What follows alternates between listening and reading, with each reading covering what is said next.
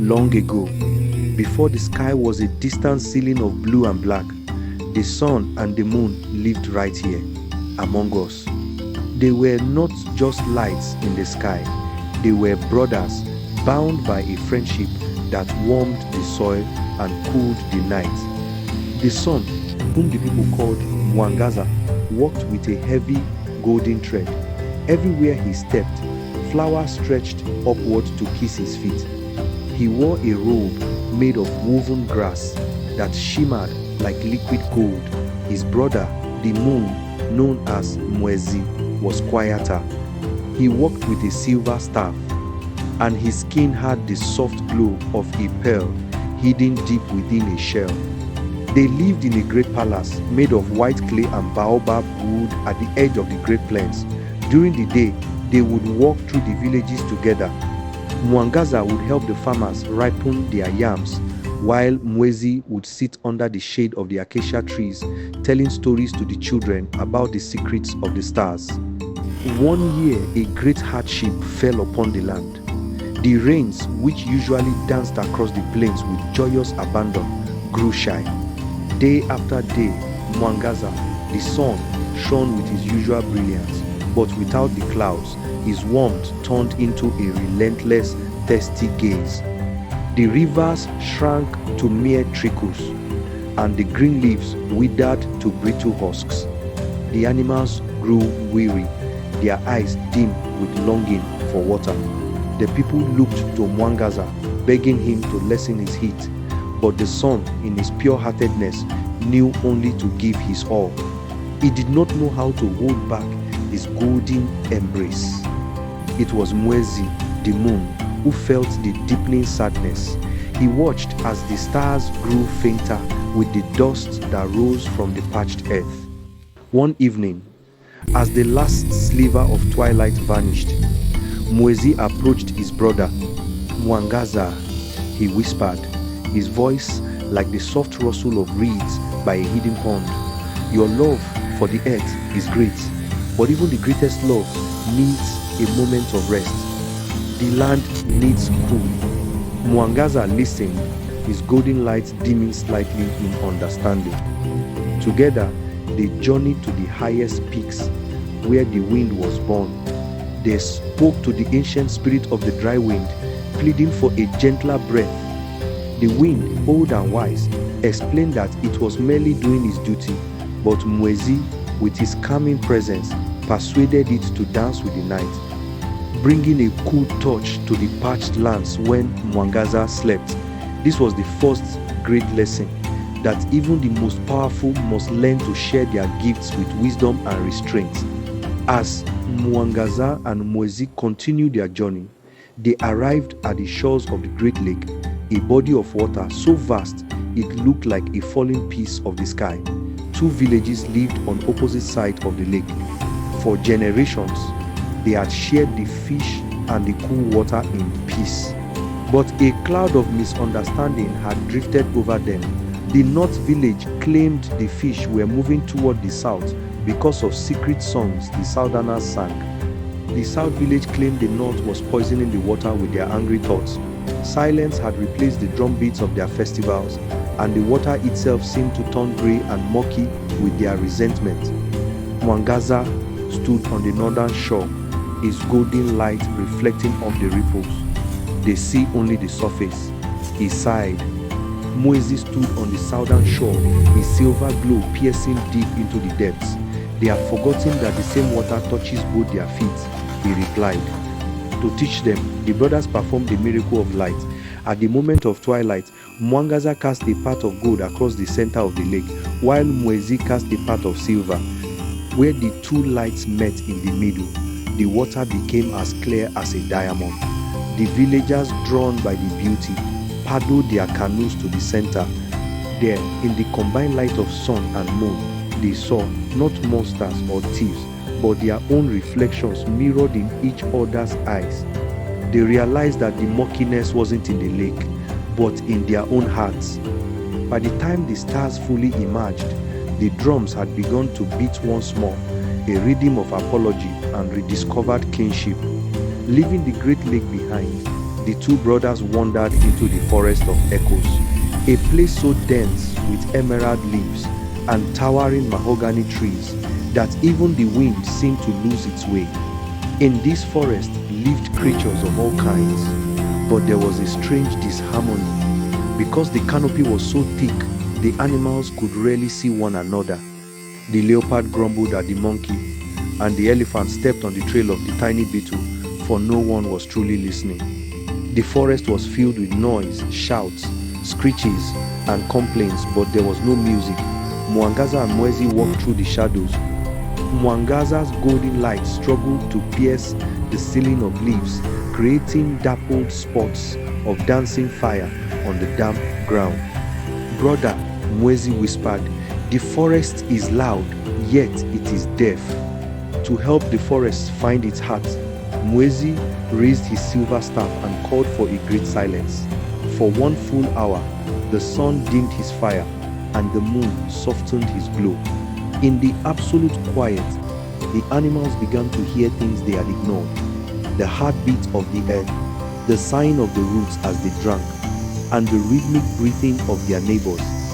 When the light returned, it was different. Mwangaza showed the animals how the light from the sky relies on the spaces between the leaves. He taught them that every voice, no matter how small, has a place in the forest's song. From that day on, the forest of echoes became the forest of harmony, where the smallest cricket and the largest lion understood that to live together, one must first learn the art of the quiet ear. With the music of the forest still ringing in their hearts, Mwangaza and Mwezi began to climb the mountain of clouds. This was a peak so high that its head was hidden in the white tresses of the sky, and its feet were bathed in the cold mists of the morning. As they climbed, the air grew thin and cold. The humans and animals below became like tiny grains of sand. Up here, they met the great eagle of the peak, a bird whose wings were made of frost and whose eyes had seen the birth of the first mountain. The eagle was proud and lonely. "Why do you climb so high?" the eagle screeched. "The earth is for those who crawl. The sky is for those who soar." Mwangaza, despite his thinning breath, smiled. His golden skin pulsed with warmth against the biting wind. "We climb not to leave the earth," he said, "but to see how all the pieces we have visited, the desert, the lake, and the forest, fit together as one." Mwezi reached out and touched a passing cloud, turning it into a soft, glowing silver pillar. He showed the eagle that even the highest peak needs the base of the mountain to stand. They spent many nights on that summit, looking down. For the first time, the brothers realized that from this height, they could watch over everyone at once. They felt a new kind of love, a protective, watchful love that stretched from horizon to horizon.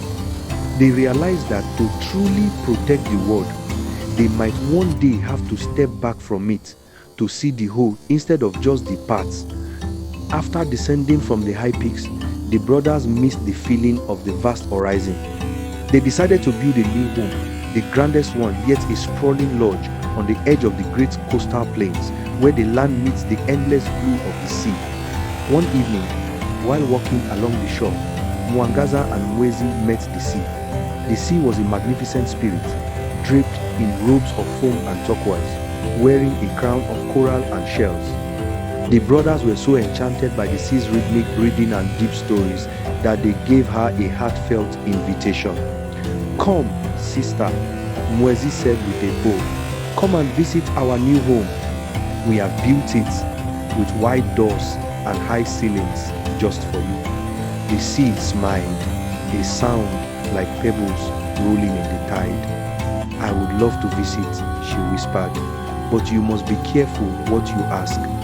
I am not like the wind or the eagle. I do not travel alone. I bring my entire family with me. The whales, the fish, the tides, and the deep currents." "There is plenty of room," Mwangaza exclaimed, his golden light reflecting off the waves.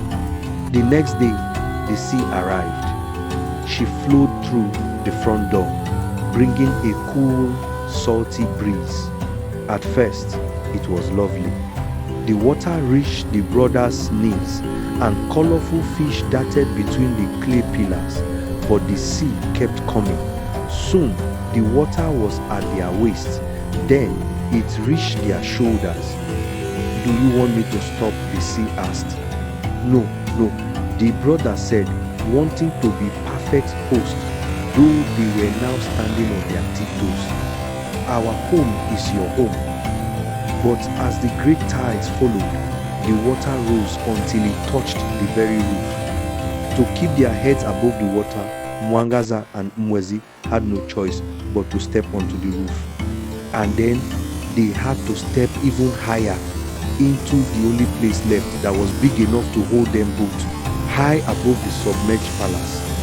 Mwangaza and Mwezi found themselves in the vast, silent hall of the sky. It was a place of endless space, where the air was made of stardust and the floor was a carpet of velvet blue. For a long time, they stood together, looking down at the world they had loved so dearly. They saw the sea resting in the house they had built. They saw the forest of echoes humming its new song. They saw the mountain of clouds standing tall. But they realized that if they stayed together in one spot, the world below would be out of balance. If both stayed on one side, the other side of the earth would be lost in a cold, eternal shadow. "We must divide our watch," Mwezi said, his silver glow reflecting off the new stars. "But how shall we choose?" Mwangaza, the son, looked at his brother.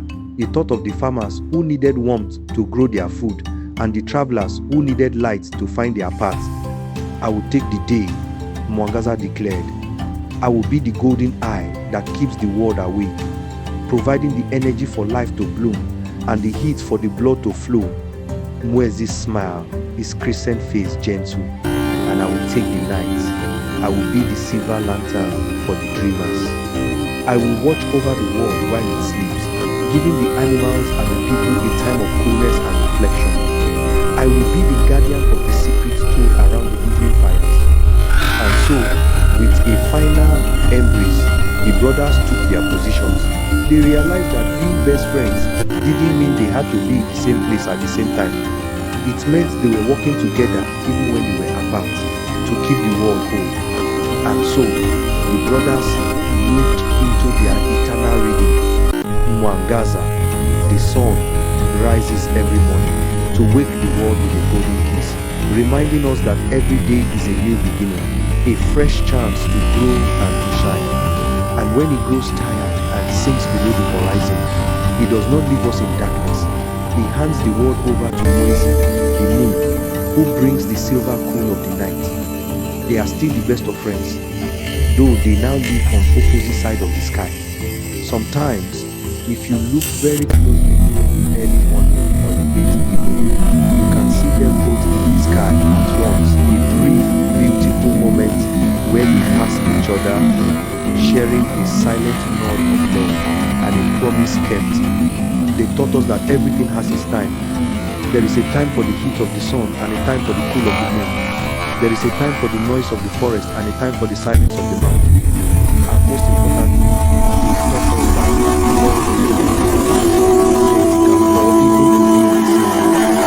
true friendship is the invisible thread that holds together while listening. So, as you close your eyes tonight, remember your own brother and his silver brother.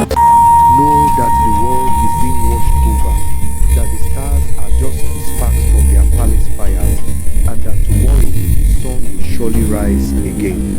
Sleep now, for the moon is on his watch, and all is well.